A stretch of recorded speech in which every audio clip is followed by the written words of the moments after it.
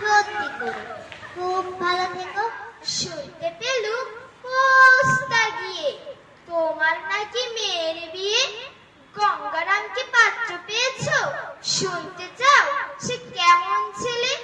মন্দ নয়, সে পাত্র ভালো। রং যদিও বেজায় কালো, তার উপরে মুখের গঠন অনেকটা ঠিক প্যাঁচার মতো। বিদ্যে বুদ্ধি বলছি মশাই, ধন্যী ছেলে। আব্বা বলেন পড়বে শোনা, আব্বা বলেন মন দে।